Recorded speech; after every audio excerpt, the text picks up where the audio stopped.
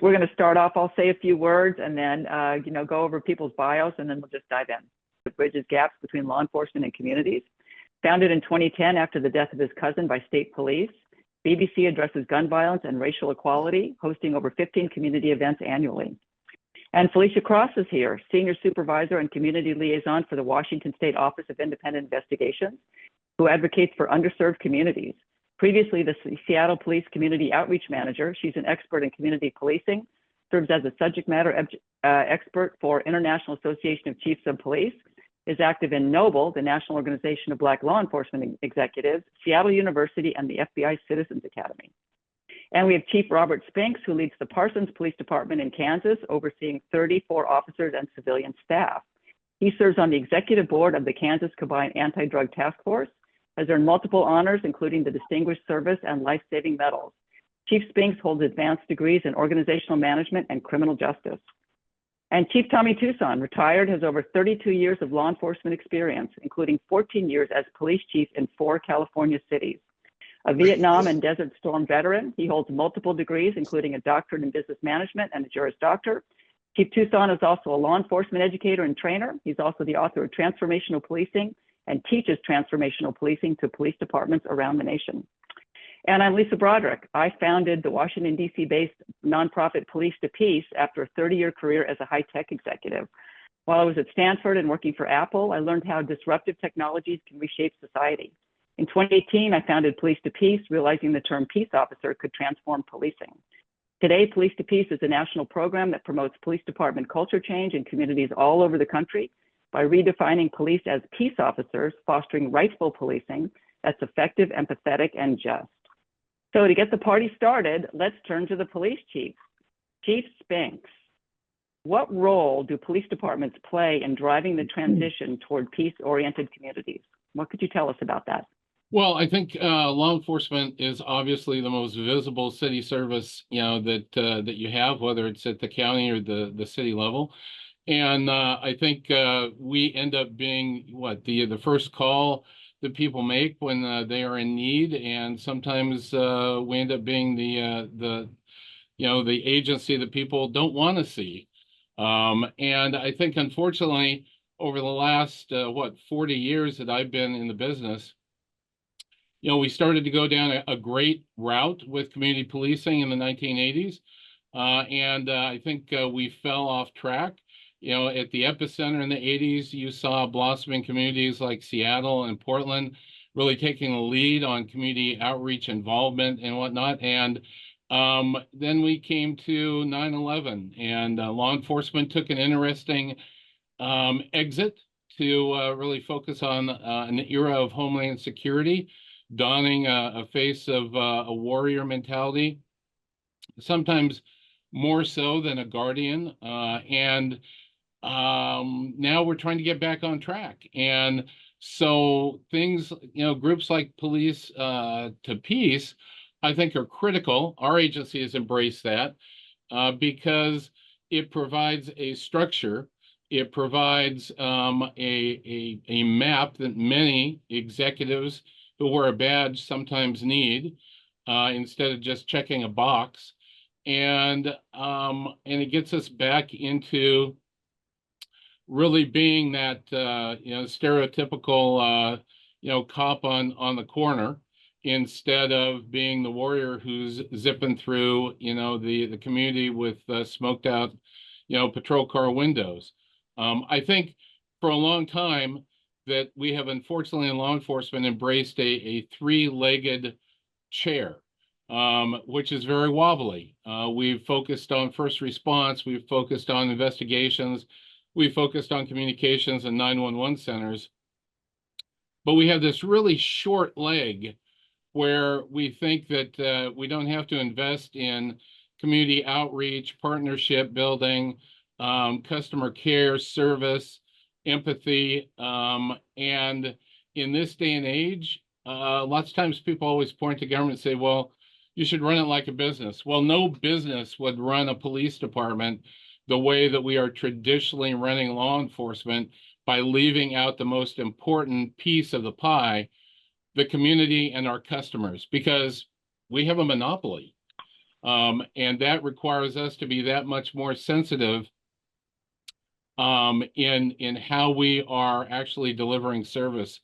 And transparency, accountability, community surveys, all of those things should not be the first thing that gets cut with a budget reduction. A budget hadget, that's right. And Chief Tucson, Tommy, your work primarily focuses on race in policing, which is at the top of many people's minds today, especially with recent incidents. What would you say the role the police community play in transforming the transition towards peace-oriented communities? I think it's kind of like a battleship. A battleship turns very slowly, but it turns. What we have ended up doing in policing, and I've been in policing about the same time as Chief Spinks, about 40 years. I was a young cop during Rodney King. And so I got to see the transitions of what happened in policing. And slowly but surely, we're starting to embrace transforming what police officers do.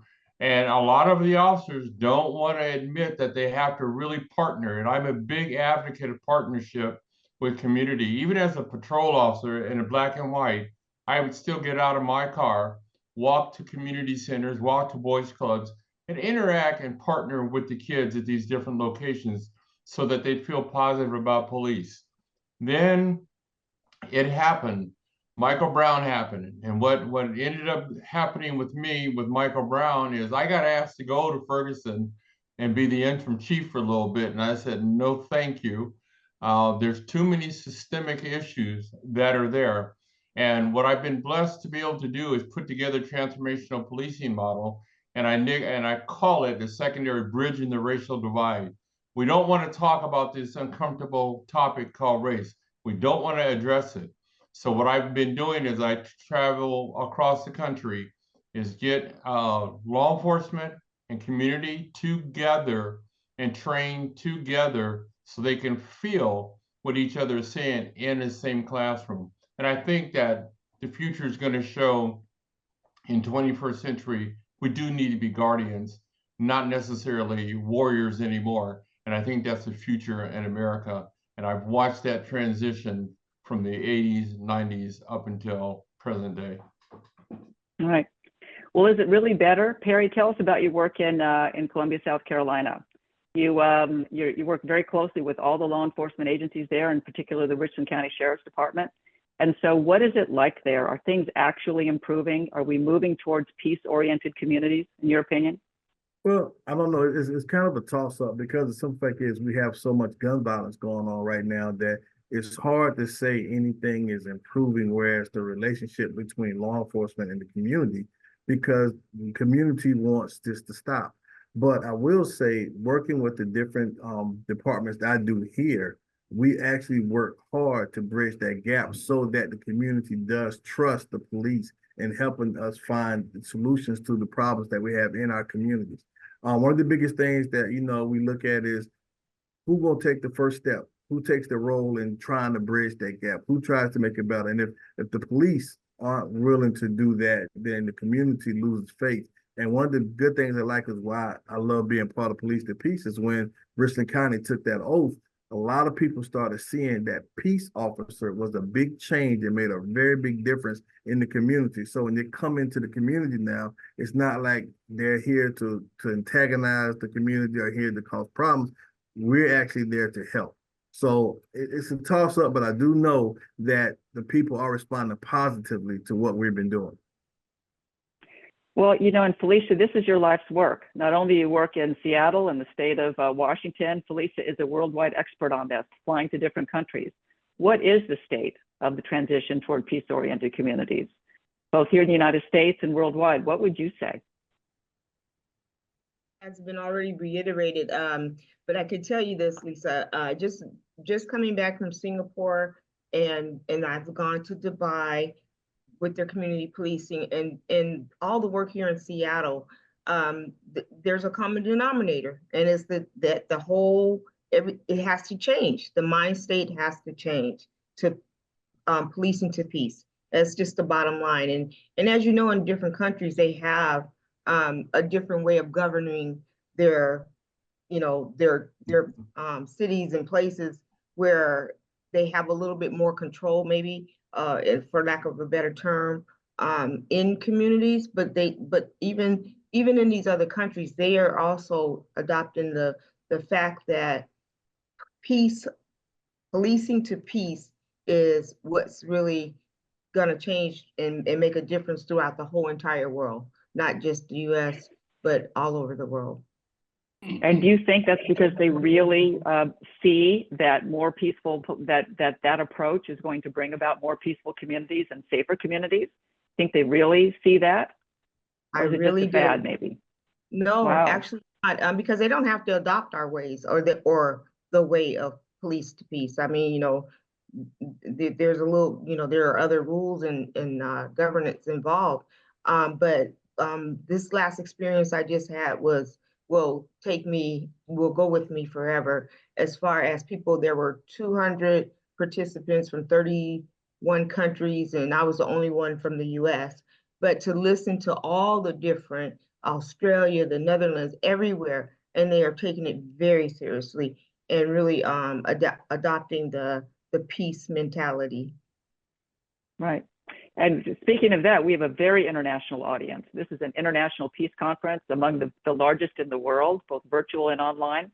So anybody in the audience, if you guys are international, or even if you're from the US, just speak up, unmute yourself. You don't have to come off camera, although we'd love to see you as well. What do you think the role police departments play in driving the transition towards peace-oriented communities, either here or around the world?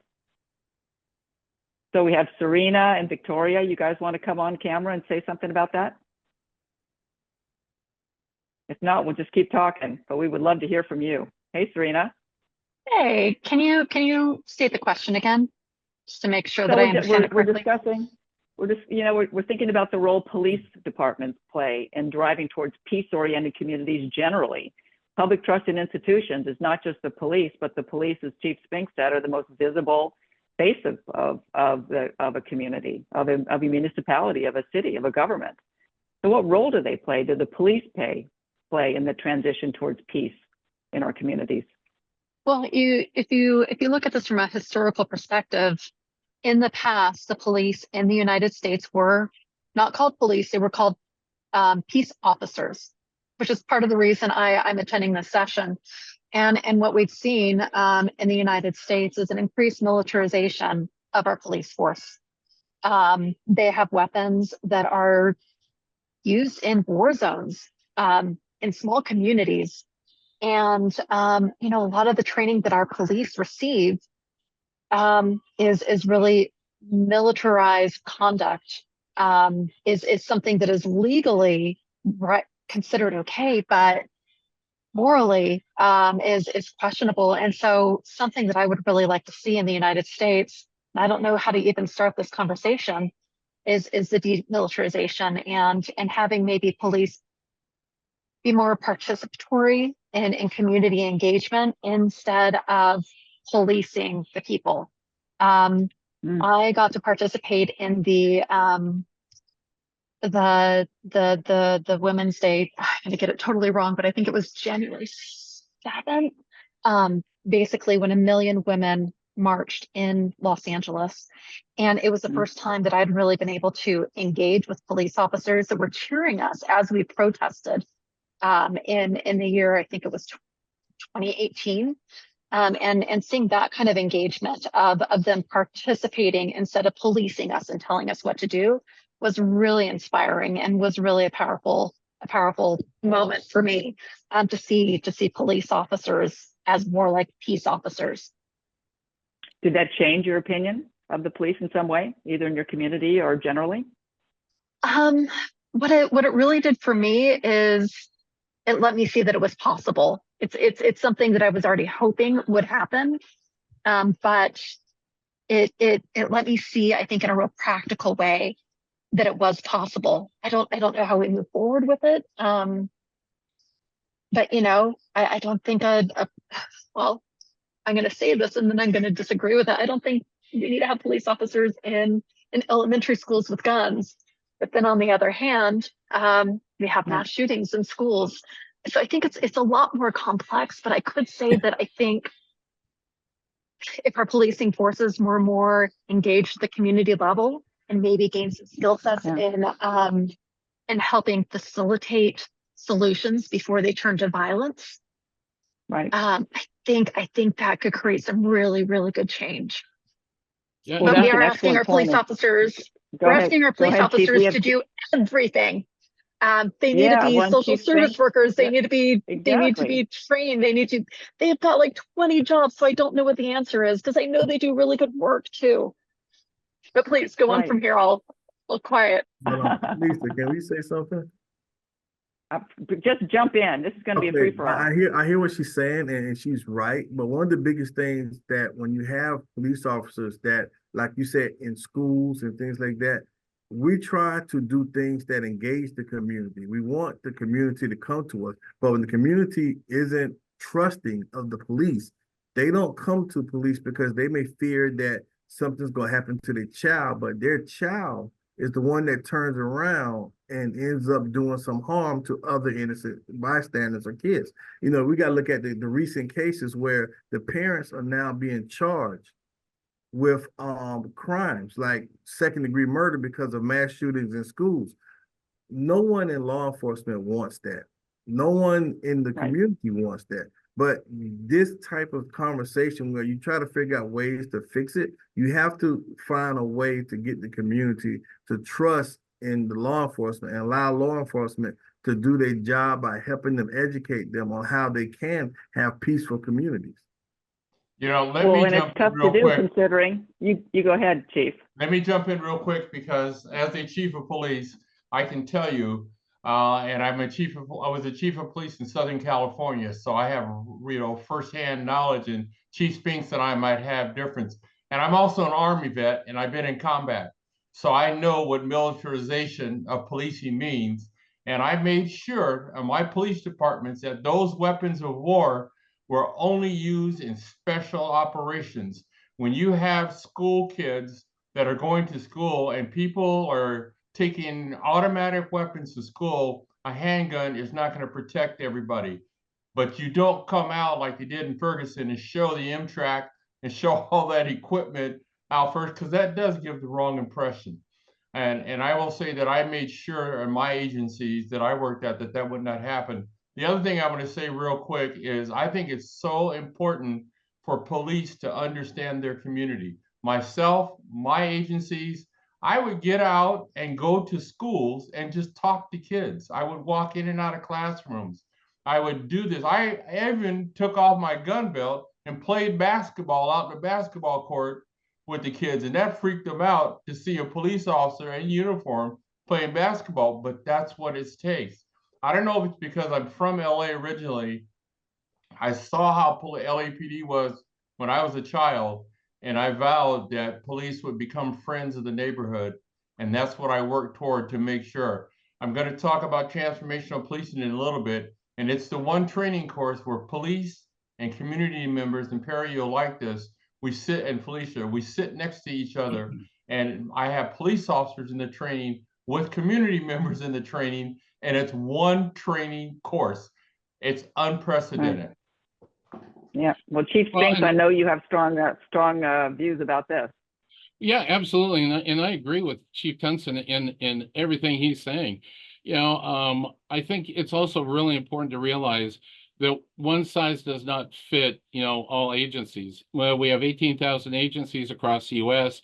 That means there's 18,000 different chiefs and sheriffs personalities and leadership styles, which has a lot to do to where we go. And, you know, we're not a national police force, you know, where we could bring in one set of policies, one set of expectations.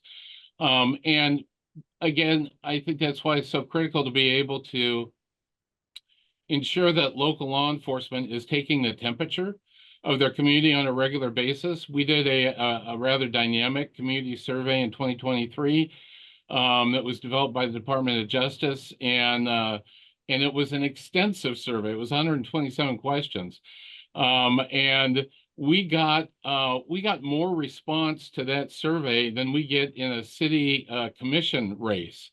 It was a large response, And we were lucky to have, that tabulated by one of the state universities. At the end of the day, our agency scored an 83% overall satisfaction rate with our community. Now that's after I've been here for going on 6 years. And we started, trying to, as Chief Tunson said, turn that rudder, on the ship and embracing not just a philosophy, but, real training and expectations in how we were going to work with our community.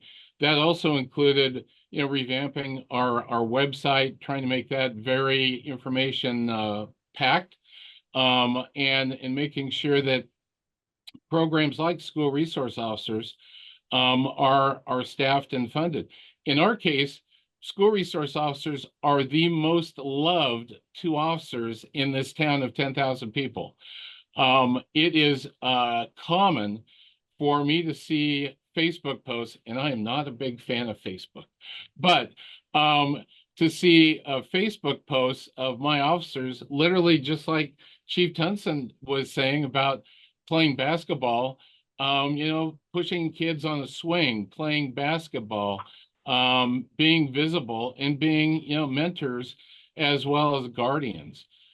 So again, policing is, it's different in major metropolitan cities, suburbia, small towns and rural locations.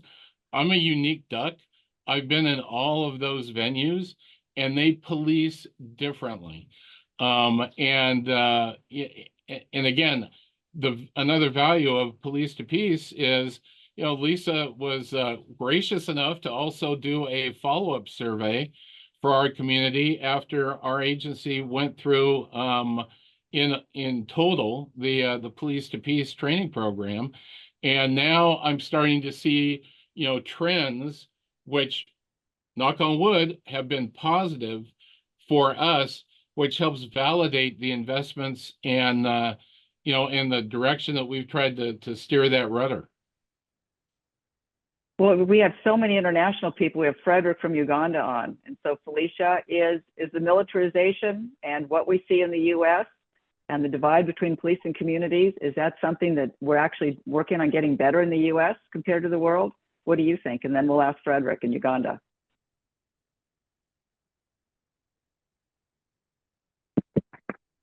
Muted. Sorry about that. Yes, from what I've just experienced from this last conference was really promising on the global spectrum of bringing everybody together to be able to help each other be each other's brothers keepers, for lack of a better term. I just wanted to more say promising. You go ahead. Very promising. I just wanted to say, Chief Spinks, I'm listening to the work and Chief Thompson. I wanted later on maybe have an opportunity to talk about Seattle's doing like they have a program called Before the Badge, where they take new recruits before they go into the actual academy, and they learn about the communities they'll be policing, and the businesses and the community groups. And that has really been very helpful in terms of on both sides, picking the right people, the right personalities, and the right candidates for our police department. I just needed to just put that in there. Yeah, absolutely. Felicia, I will tell you that my transformational policing model, the training that I have with police and community members together in the same class, I wanted to try to get to Washington State, because that program that you're talking about, I'm very familiar with it because I talked to some people. Multiply that by 10, and that's what TPM, Transformational Policing Model, will do. And those officers go into that academy with a whole different belief about what they're doing. It's not shoot them up, pack them up. It's learn how to partner and be peaceful with people and understand that you are a guardian with the warrior ethos, but that's not your main focus. And one thing I want to comment on that Chief Spinks said, the school resource officers are probably the best police to peace type of people that there are in law enforcement, because you have to be that way working in schools.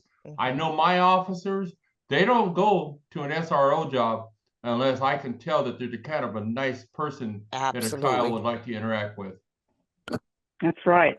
Well, and we're going to get into that. How do we find these people? But Frederick from Uganda, are you able to come on? We'd like to meet you.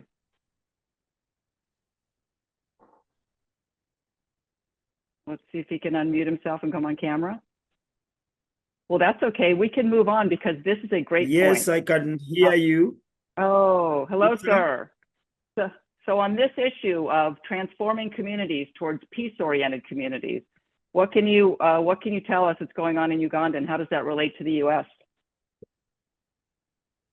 In Uganda, we have a kind of very different situation. Of course, you know the challenges that we face, especially with kind of the nature of the state.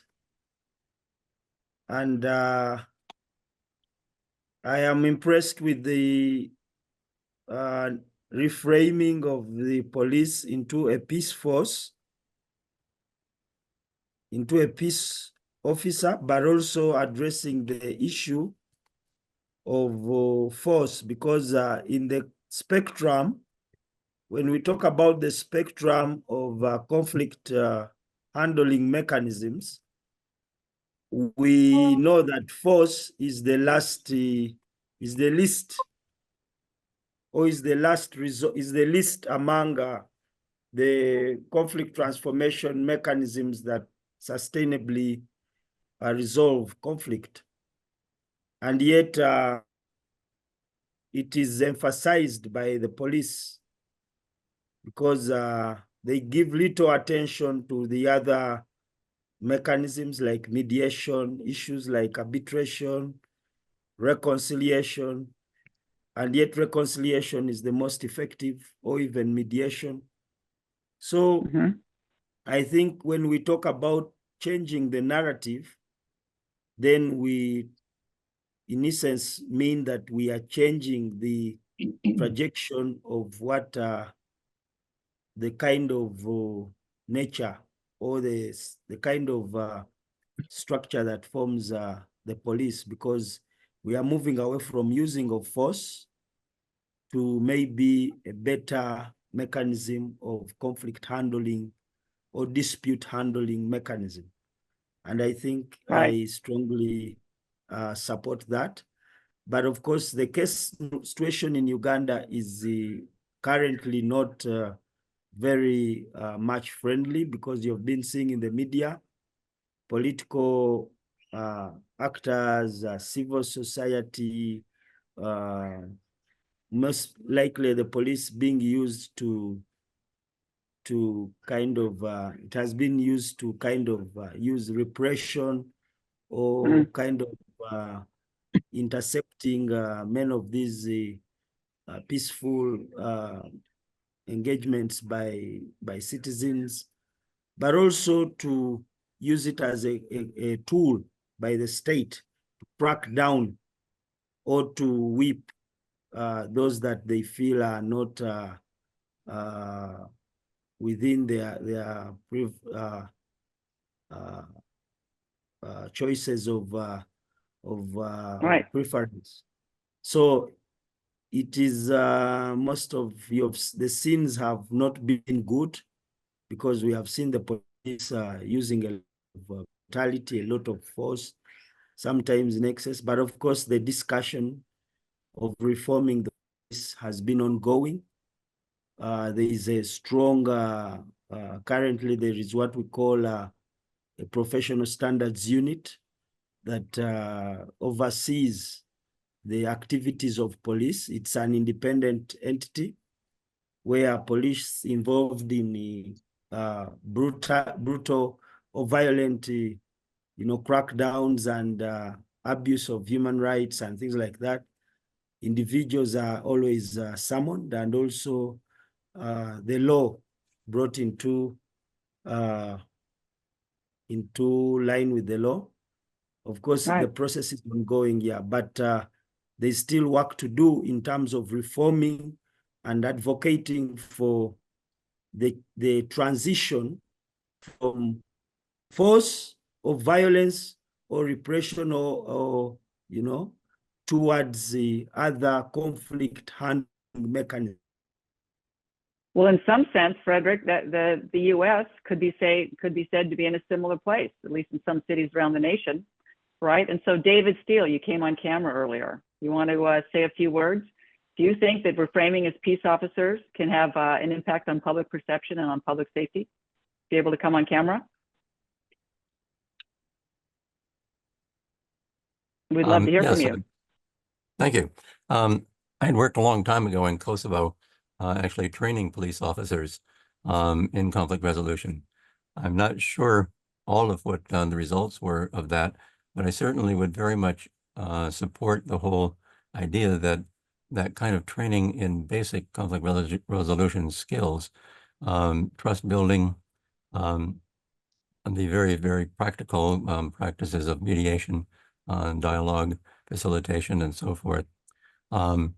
And just helping people to perceive clearly and accurately the other side of whatever situation they might be in. A lot of these police officers were people connected with the UN, who were from all over different parts of the world, now coming to Kosovo and having to act as third parties. But it was also training then of local people to function in that way. And I think that can be very important. At the same time, it's important for us to realize that as outsiders, we don't face all of the kinds of difficulties that those in the context itself face. I train some Great people point. who end up giving their lives because of the creative work that they're attempting to do. Sometimes political leaders in Kosovo, sometimes others in other kinds of facilities. Anyway, so that's my brief comment. I won't take more of your time. Well, that could not be more salient. So Chief Spinks and Chief Tucson, cops are out there every day running into danger for complete strangers, right? And they have to be peace officers. I liked hearing, Lisa, I liked hearing both David and Frederick. I was in the Army. I was an Army MP. So I have virtually traveled almost every country in Europe, every country in the Middle East, and a couple countries in Africa, and over to the Pacific. And we're so different in the US. I mean, Chief Spinks said it. We have 18,000 different police departments, where a lot of those countries, it's a national police, and the national police control it. And that makes a real big difference in how it's centralized. And I'm sad to say, and Chief Spinks, tell me if you disagree, we'll never see a national police in the United States because of the fear that it could cause if we had one. Yeah, you're absolutely right. And I think you and I both probably got into the profession in an era where I still remember, as a young recruit when I had a different color hair. When I had hair. Yeah. When briefing talk was about, we were there to do battle against the forces of evil. We really weren't thinking at that point much farther than making arrests. And the profession, has evolved, thankfully. But I also think, getting back to Serena made a comment about militarization of the police. I think it's critical that just because we can legally potentially do something or have a piece of equipment, it doesn't necessarily mean that we need to trot that out. And I think as a profession, maybe at times we have done a poor job in matching, the tactics and the equipment to the specific situation. Chief, you brought up, I still have that slide I used for training, in Ferguson of the Bearcat with the sniper on top. I use that in training to say that is the worst possible decision that you could ever do, because that's nothing more than an intimidation factor. And anyone who's been in policing knows that if you're going to deploy a sniper, nobody should ever see them. Or know number about one, it. Exactly. And I will also say too, how you engage with your community is critical. you know, even here in a small town in the Midwest, you know, we had I don't want to call it a demonstration, I'll just call it an event for Black Lives Matter. And, you know, we sat down with the organizers just like we would in mapping out, you know, a large athletic event or a parade. You know, we appreciate that you have something to say, you have grievances to share. How can we facilitate that in the best way possible? Now, without going through all of the steps that you know we went through, at the end of the day, myself and my deputy chief were both invited to be speakers on the steps of City Hall. We had over 800 people attend, which in a community like Parsons is a large event. And then our law enforcement staff walked with the you know, with the community from City Hall to the police department and took a knee. That worked out better than I could have ever expected. Now, again, you have 18,000 different chiefs and sheriffs that might approach that in a different way. But in our case, that put community validation in that we were focused on being guardians instead of just enforcers. Right. And you know, and it reminds me of the story Perry told me about how we got into this in the first place.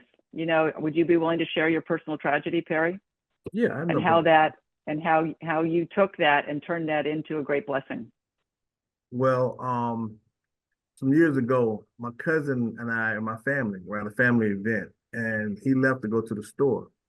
And they joked about him getting pulled over by a state trooper. And so we waited for a little while, and he didn't show back up. And then we got a call saying that there's been something that happened. And come to find out, the state trooper actually shot and killed him on the side of the road.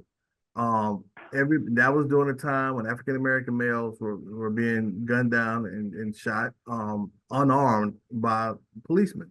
And so that was a very crucial and critical time in history, actually. And so my family at first, of course, were upset and angry, and you know, our trust of the police was gone, and you know, we wanted to do something. But then I sat down, and Sheriff Lott, Richland County Sheriff Department, called me in, and we sat down and talked with him. He went over the case, went over every situation, what could have happened, why force was used, and we became advocates for Richland County Police Department, trying to figure out how we can stop these shootings in our community. One of the biggest things we did learn is that, you know, we didn't have like body cameras back then. So we advocated for body cameras on every officer. We got that in Richland County. We advocated for so many different things, but with the community involved in mind. So we turned a situation that went from us hating the police and wanting to retaliate to us learning to trust policemen, you know, to an extent where, hey, what can we do in the community? And just to let you guys know, since we've done that, Sheriff Lott and I have done so many great things in the community. You got to think, we do the how do you conduct yourself during a traffic stop? A lot of people don't even understand your attitude, and then that transaction could actually affect if you go home or not, whether you go to jail. I'm not saying it's gonna be extreme if you're getting shot, but you know, learning how to conduct yourself during a traffic stop, especially in our community where our young African American males are so hype and everything else, we've learned ways to peacefully conduct yourself during traffic stops. That not only helps the community, but also helps law enforcement when they're making their stops. We do different trainings where we have Richland County Sheriff there as well as the community. You know, and Chief Tunson, I love the fact of what you're doing because we actually do those type of things. One of the biggest things Richland County does now is a shoot or don't shoot, where citizens can come into a training with, you know that, and you see what police officers go through. So you kind of see in the community side of what an officer is thinking at that moment and how your attitude can escalate any type situation. But that teaches both sides how to react to one another. You know, can I elaborate? Go ahead, sir. Yeah, Perry, that you bring up a great point because in my case, when I was university police chief, we were able to get the student body association actually purchased a use of force simulator for our agency. And that became part of the curriculum in the criminal justice courses that students had to go through and participate in that experience. And then we grew that out to staff, faculty, and other individuals, which was a huge positive for us in that setting. Now, again, smaller police department, we were lucky enough to get a federal grant for a 300-degree use of force simulator, which is huge because it's one of the few venues, as you've experienced, where you can actually combine your communication skills with your tactical skills. You can replay those incidents, so that our mantra is to use the lowest level of force to gain the highest level of voluntary compliance. And now you can actually put that into place instead of merely going to another out to the range, or sitting in a classroom on de-escalation skills. So you're able to marry Right. those together. Now, having said that, with our talks with our congressional representative, during a period of 4 years ago, when there was a lot of change discussion, whether it was by law, policy, or whatnot, we started this discussion over a cup of coffee, and I said, instead of trying to just write a bunch of rules on paper, why doesn't Congress invest in throwing some of these use of force simulators around the United States, so that you actually can improve the true skill set of law enforcement officers? And it was an interesting, light went on, and the staffer was like, well, my gosh, that sounds like such a great idea. Wow. We got our use of force simulator, but again, in Kansas, there's only 6 use of force simulators in the entire Oh, boy. state. Right. I Well, have we've been talking a lot about, we've been talking a lot about police when they are well-meaning. What about when they may not be? And so, Felicia, I know you have experience of this. What can the police do? There's a question in the chat from David. What can the police do on the panel if they're extremists, or there may be extremists in the police department? And Oh, boy. unfortunately, I understand that SPD has had some experience with that, and it's been a real challenge for you. Absolutely. It's as some of you may know, Seattle had the most police officers from the Seattle Police Department at the insurrection.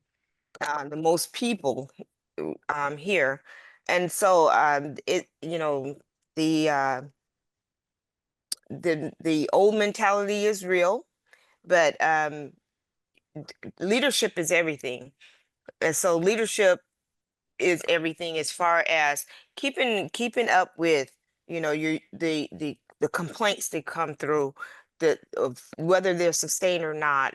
Just keeping an eye on your officers, providing them with services that they need if they've gone through some traumatic incident that they have not fully regained or recovered or gotten the counseling or whatever it is that they need to get back to par. Seattle has as a lot of people know, we were nationwide with the chop, and that was after the George Floyd when all the protests from the George Floyd killing, and they closed down the streets, and they didn't let the police in to help people that actually ended up dying within the perimeters of their circles. They tried to bomb the precinct, which I was working in at the time. So we've had a lot of those controversies here in Seattle, and as well as other places. Chief Thompson, I just watched last night a documentary on Ferguson. It's called Whose Streets or something like that, and it was the first time I'd seen it. But so the how we can, Noble. I just put this out here. Noble is very good about keeping their law enforcement executives in tune with ways to work within their departments in what is it called, when you report your partner, what's it called? Able Yes, bystander. yes, very huge in the game changer for what's being allowed and what's being acceptable and what's not. So there's many efforts out here, Lisa. I don't know if there was one in particular you were thinking of, but Seattle No, is it's a thought. yeah. You know, we have And so many things to contend with. I just wanted to make one little plug here for Placid. It's the police is professionalizing law enforcement and community engagement training. And the reason why I'm bringing it up is because, Perry, just like your experience, I don't know if you know Reverend Mark Hutchison from Atlanta.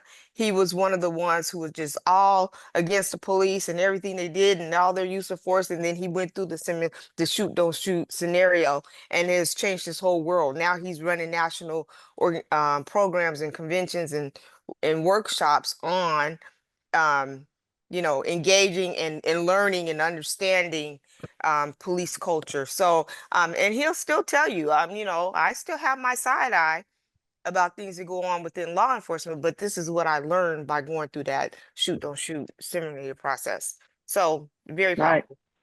powerful. I think we all have a side eye on some of the things that go on in law enforcement, and I think too, we're also challenged by a philosophy of trying to police on the cheap. We look at wanting the very best. Obviously, we want the A team to show up when someone's in need. But then, we're challenged with shrinking dollars, recruiting costs, retention issues, and just the technology.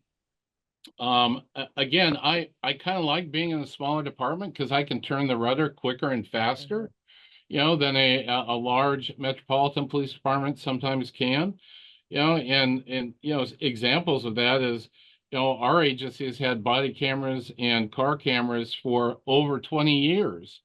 That's nothing new to how we do business, here, but it is a big deal in a lot of communities that are just now making that investment. It's expensive, but the return on that investment is so critical. Communication skills and trying to recruit individuals, who are, I mean, I hate to say, I don't need the high school linebacker.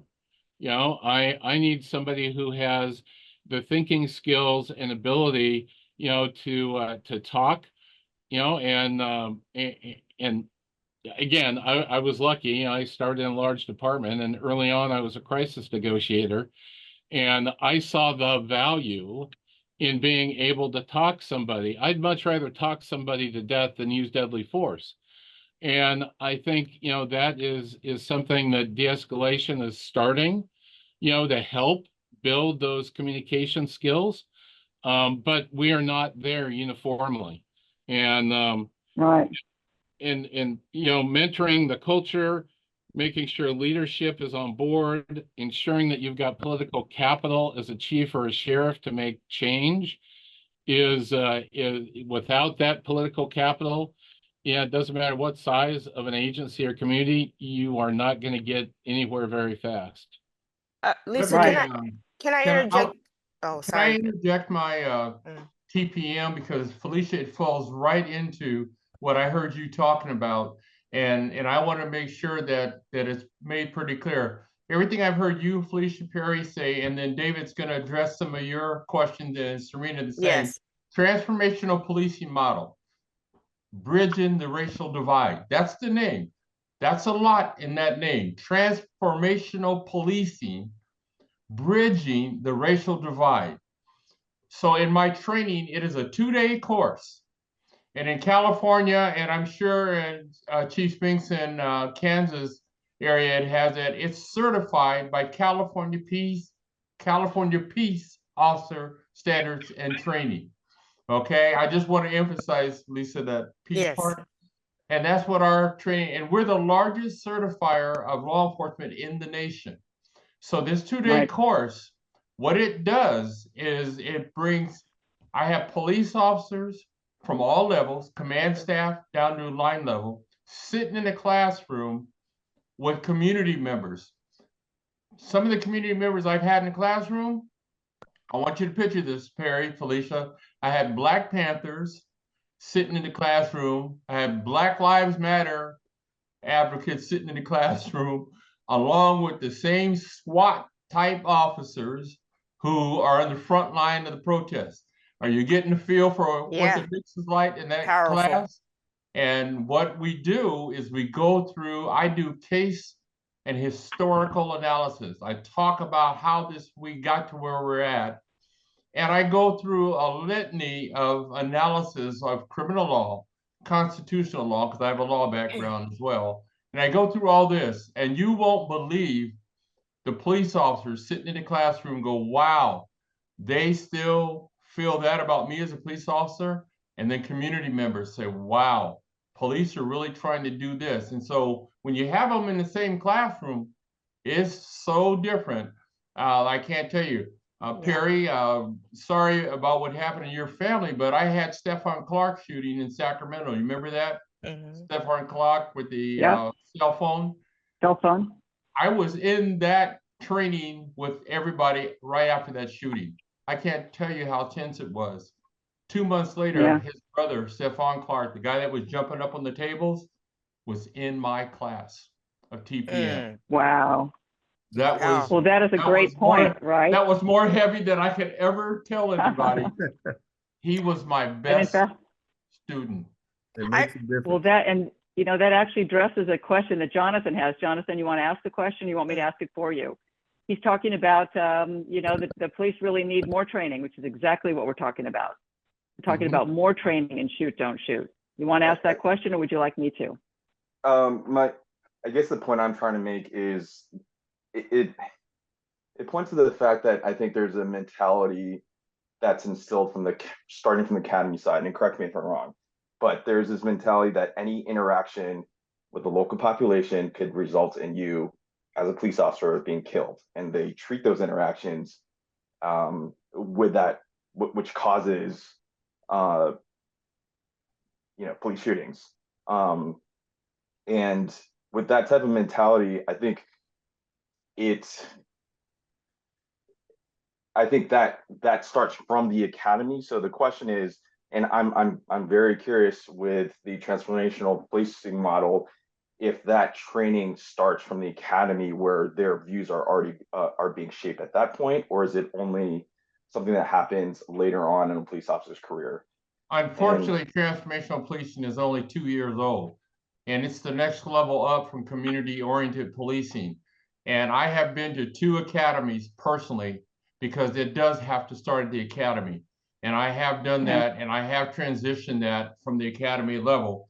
But I will tell you, feedback I have from seasoned police officers, 15, 20-year officers, is quote unquote, so Jonathan, you're right on point. They say to me, I wish I had transformational policing when I was in the academy, because I would have a better understanding of what to look for.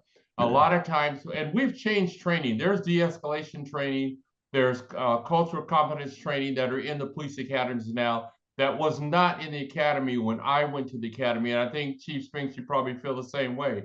Now they have that. So Jonathan, does that answer your question?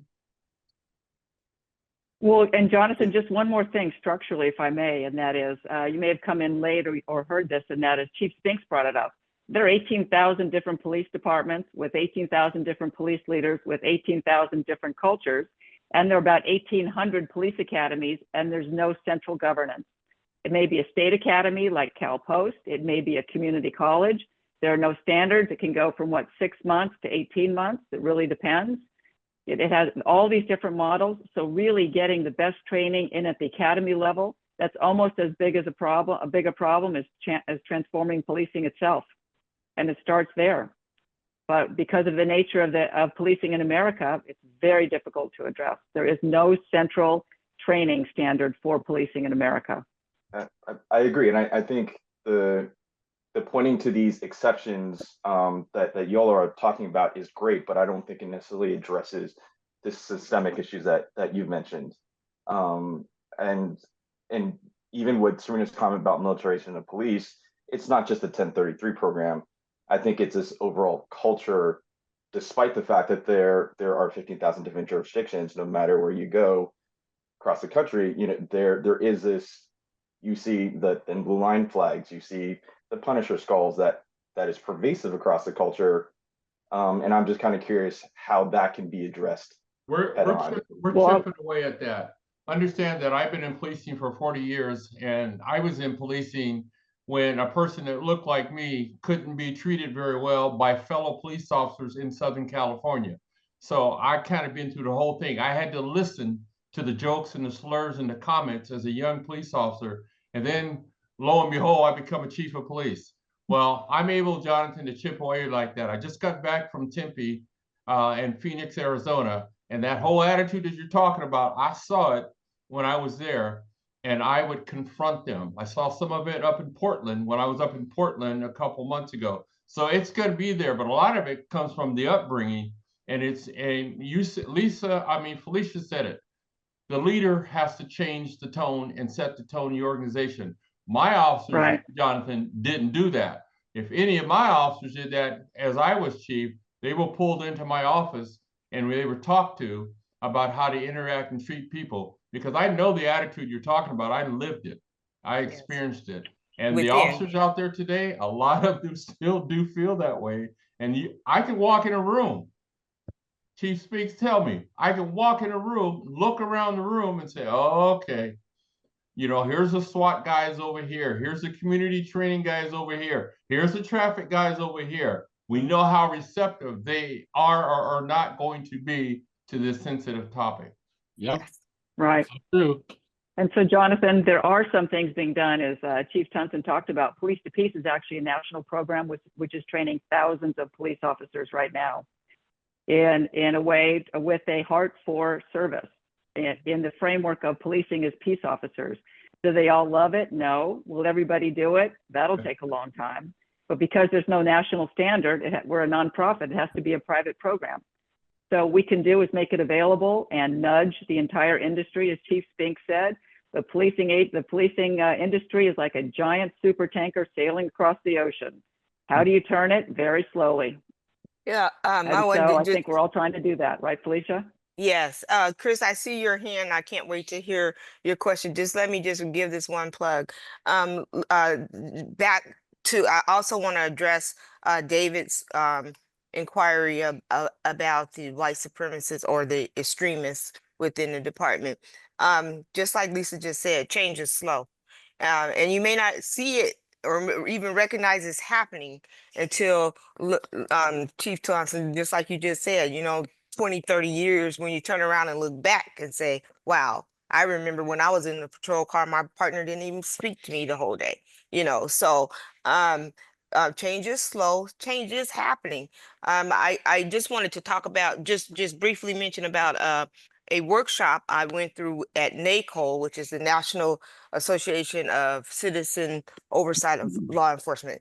But NACO had a workshop about, they showed the symbols to look for in the extremists and the white supremacy, and they showed they showed examples of applications, resumes and cover letters that had been submitted to become law enforcement in different agencies that point blank said, I'm a part of this I'm affiliated with this organization, this is my belief, and still these people were hired. So one of the things that came out of the pandemic and with the whole George Floyd thing was that now they are holding it. They have created a national database to input that information so that they can get more knowledge. There's never been anything to say, oh, that symbol, I know what that symbol means. So now they're databasing all of this information, and now they're able to go back and see what affiliations did some of the people who have been in law enforcement sign up for law enforcement, or who are trying to get into law enforcement. So some of those things are happening, and we may not see a picture right in our face right now, but it is happening, and that's better than 20 years ago. So I just wanted to mention that. I'm sorry, Chris. No, Chris, you want to come on and answer your question? Go ahead, Perry. Okay, I was looking at Jonathan's question, and one of the biggest things I was saying, he comes in like the bit of victim blaming. One of the reasons why we feel like regular civilians should go through the shoot or don't shoot is because civilians trained in situations the same as police officers, they get to see exactly what an officer is going through, and they can kind of, I want to say empathy, but can have some type of knowledge of what a police officer is actually feeling when he comes to a scene where someone is yelling and screaming at them. I mean, one of the worst cases I've ever seen was a rookie officer to go to a domestic violence dispute, and the girlfriend and the boyfriend turn, and this officer gets killed because of that type of situation. One of the actual simulations that we actually train in is going to a domestic disturbance and how quickly you're getting ready to, let's say, arrest the boyfriend, and the girlfriend or the wife feels some kind of compassion, doesn't feel the officer is being too rough, they turn on that officer.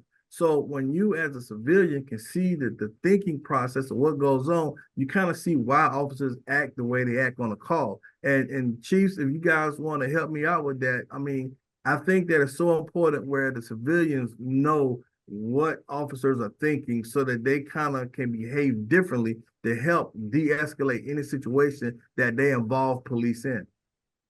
Well, I couldn't agree with you more. And that's another reason why, in our case, that trying to acquire, that technology was so important to me. I will also say that, training in general, Lisa brought up, we have this wide range depending on what state you live in. You may only go to 350 hours of training. In some states, it might be up to 1,650 in other states. And I was blessed. With starting my career in a large agency that was training oriented at Eugene.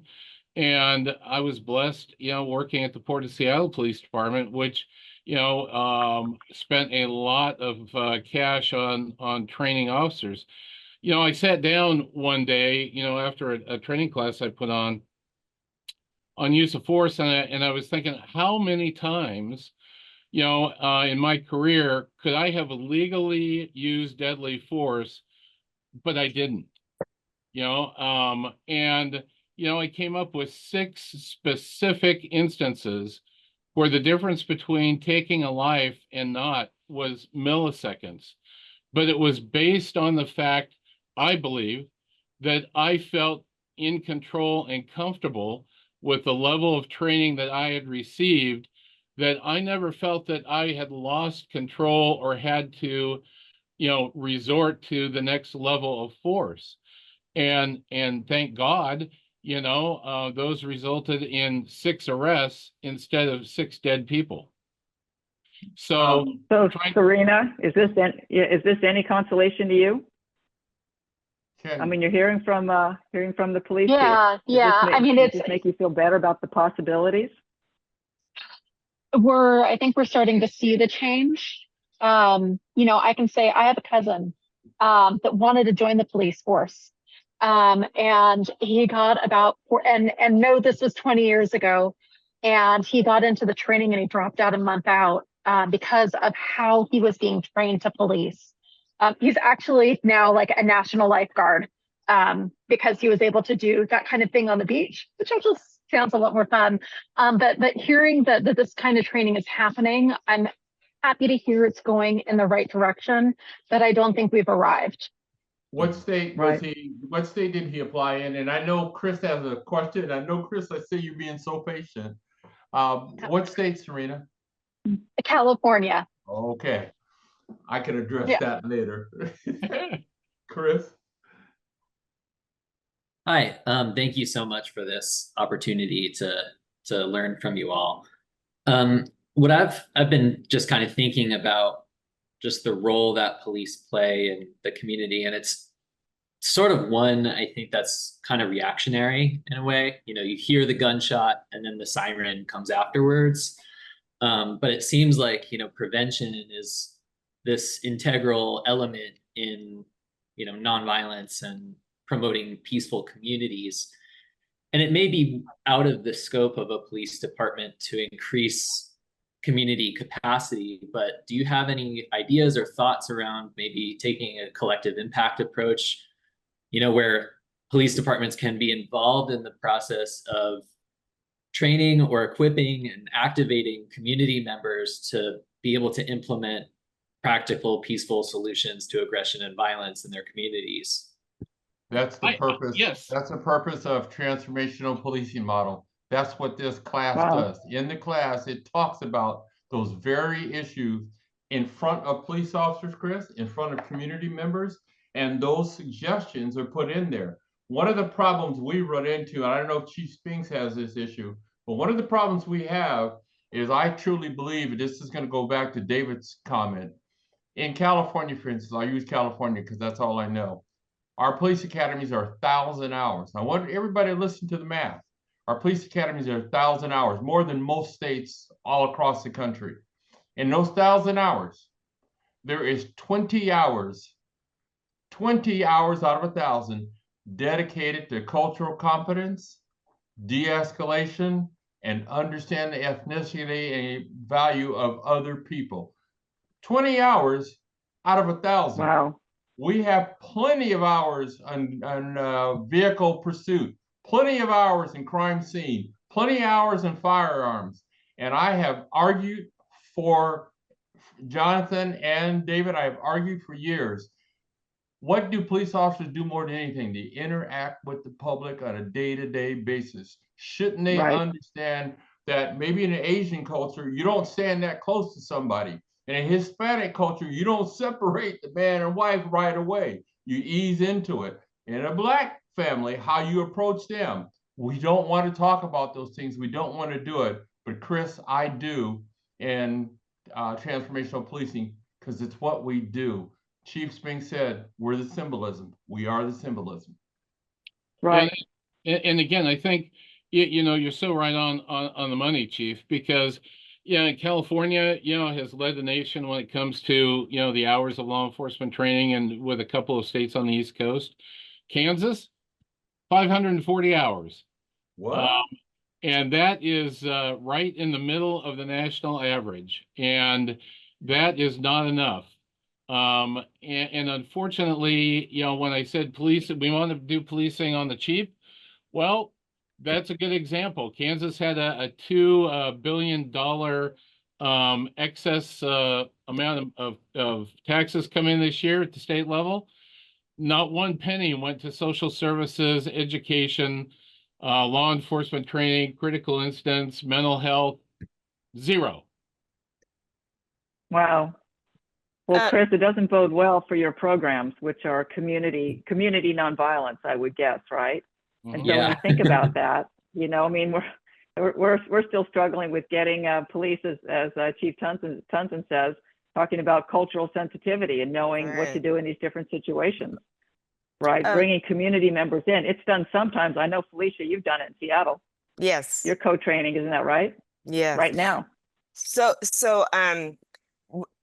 this has been the highlight of my career with law enforcement and community is when at the Seattle Police Department I ran the Citizen Academy.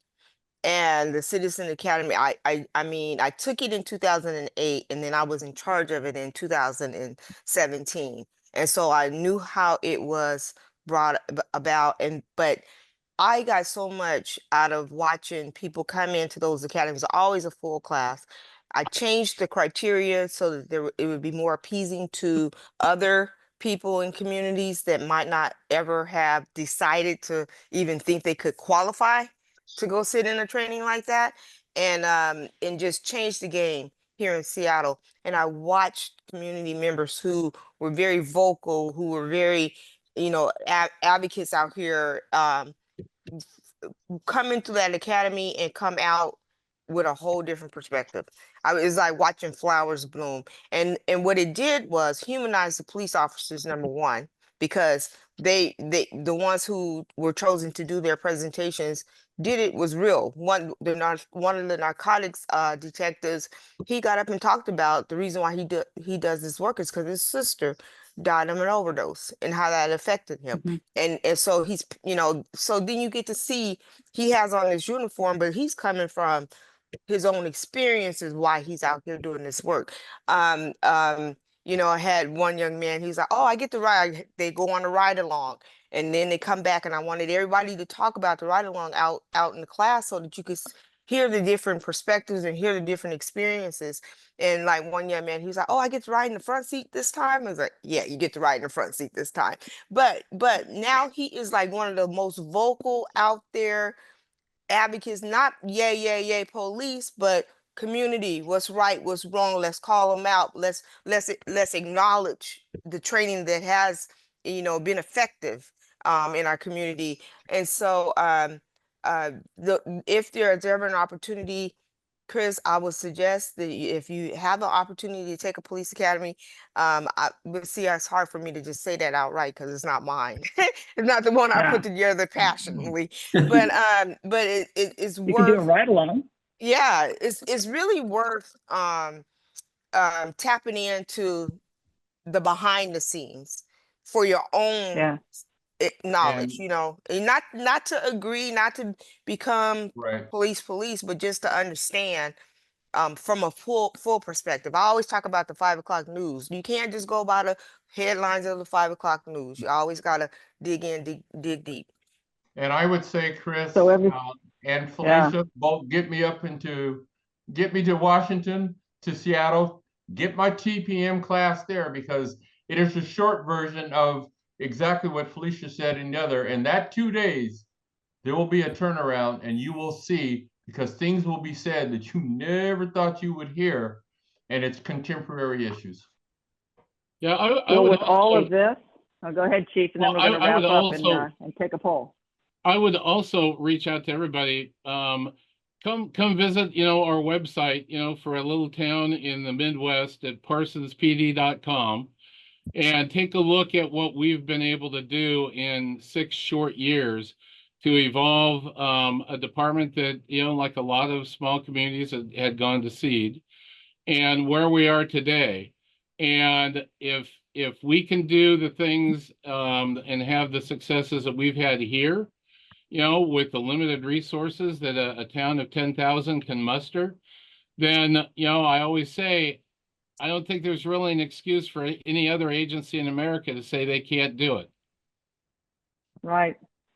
So everybody here, we have a couple minutes left. Are we hopeful? This has been a tough conversation. It usually is when you talk about policing, right? Even with the cops, even when it's all cops talking about it. Are we left more hopeful considering what you've heard? Lisa, I'm always hopeful. I'm running Police to Peace.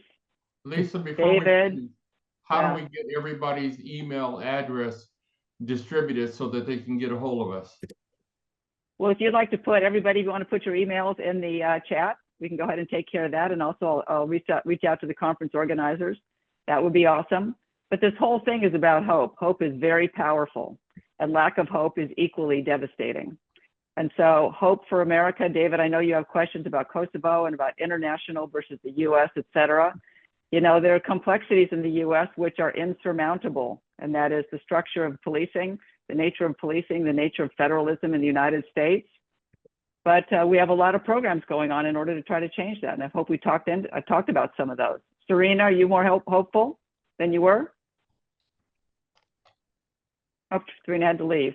And so Chris and Jonathan, you guys, are you a little more hopeful? I hope you are, David. Yeah, definitely. Thank you. And Lisa, I'd like to say, it starts like that whole concept with Police to Peace. When you start putting peace officers on uniforms and on cars and vehicles, and you go out into these communities and you start engaging them, I think it opens the door. Let them see that police are making the first step. And if they can make the first step, we can follow suit. Yeah, well said. Well, on that note, Harry, I will tell you, you are 100% correct. I go to the police departments, like I went to Phoenix, I went to Sacramento, and I said, hey, here's the program. And guess what? The chiefs in those cities, one of them's now the Noble National President, okay? He said, bring it in. And the chief sat in the training class and brought his command staff into the training class. And so law enforcement, I believe, should take the first step, because generally communities are not going to do that unless, you know, so that's my 2 cents. Sorry, Lisa. Awesome. No worries. You know, I Awesome. think that, again, this needs to be hopeful. You know, this is a tough conversation and it's ultimately uplifting, right? It needs to be, because this is what we have to work with. This is reality. Absolutely. And so anybody want to say some final words? I think we're going to wrap up now, but thank you all for coming. Really appreciate it. If people want to come on camera and say thank you to the panelists. And we really want to thank you for being here. Well, it was certainly my pleasure. It was great to see everybody. You know, I'm looking forward to the profession, you know, attempting to wow the world out there with police to peace. Terrific. And peace officer everywhere, 200 years of cultural competency in the post, right? And citizens academies for every agency. How's that? Awesome. Thank you, Lisa, for the opportunity. Thank you for always inviting me and having this opportunity. There's so much to gain from this. Absolutely. Your wisdom, everybody's wisdom on this issue, which is not going to be solved overnight, but it can be solved. Just because it's a tough problem doesn't mean we shouldn't try to solve it, right? Right. Absolutely. And I know we're all trying to do that. So thank you, everyone. Have a beautiful afternoon. Lisa, could I get some parting words? Sure, go ahead. Thank you, Lisa. For everybody who doesn't know, Lisa has been quarterbacking this for a very long time, and she's probably one of the most competent people I've ever known that actually responds back. A lot of people say they will, talk about they will. Lisa always does. So Lisa, I just want to thank you for this. And Felicia, Perry, and Chief Spinks, thank you. And Chris, thanks for hanging with us. Davis, thanks for the great questions that you got in. I put my email in there. My last plug for transformational policing model. I want to come to your town That's soon. right. Thank you. All right. Okay. Reach out. Wonderful. Thank you, everybody. Have a great day. Thanks for having us. God bless. Bye.